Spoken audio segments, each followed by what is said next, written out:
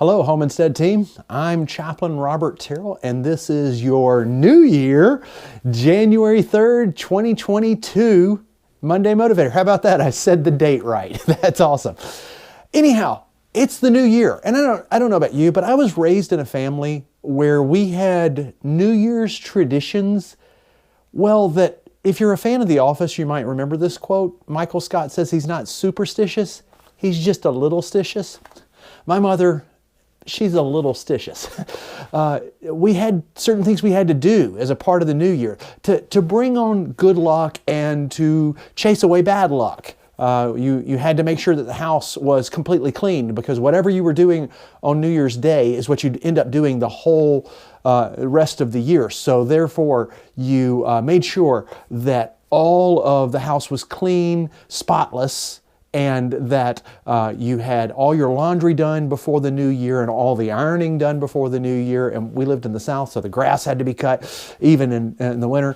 You had to do all of your chores on the 31st so that when you entered the new year, everything was done.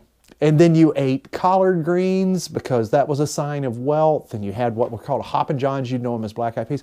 We had all of these traditions that were also superstitions. And they come out of the fact that in many cultures, there are superstitions that say if you do this on New Year's Day, it will bring you good luck. And if you do this, it will chase away bad luck. And if you don't do it, well, the opposites will happen. You'll have bad luck and you won't have good luck. There are traditions like in Italy, people throw furniture out of windows to indicate that you're starting anew. In certain countries, you throw plates that you break at friends and neighbors' yards, and it's a sign of good luck. There are lots of different traditions that happen. One tradition where people talk to animals on the New Year. These superstitions come back to this mindset of if you do the right things, good stuff will happen. Now, there's a lot of truth in that. You know, as a caregiver, when you work hard, good things typically happen to you. But you also know as a caregiver that there are just things that are, well, they're out of your control. You can do all the best practices and bad stuff still happen. You can prepare in every way and something happens that there's no way you could have prepared for. And the danger quite often is that we beat ourselves up over that. We live in a world where we have to be convinced that we're in control, but we all know that while we should work hard, we're never completely in control.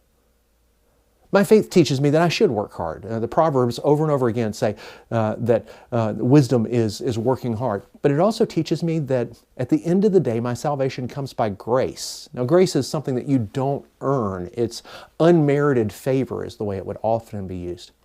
It's this mindset that while we should work hard and prepare as well as we possibly can, at the end of the day, every now and then, we just need something that we could never earn. In my faith, that's the love of God. In our lives, quite often, it's help from those around us. We convince ourselves that we should work hard enough to where we don't need anybody else's help. And then we become ashamed quite often to ask for help when we need it. You know, as a company, our purpose is to teach others about love the verb. What a great statement. That begins with us being able to live out love the verb. And sometimes that means us loving ourselves. My faith again teaches me that we love our neighbor as we love ourselves. And quite often that love begins when we love ourselves enough to ask for help. This new year, work as hard as you can. But when you need help, be brave enough to ask for help. I hope you have a great 2022. I hope it is full of God's blessings for you. And when you need help, know that somebody's there. I'd love to be that person.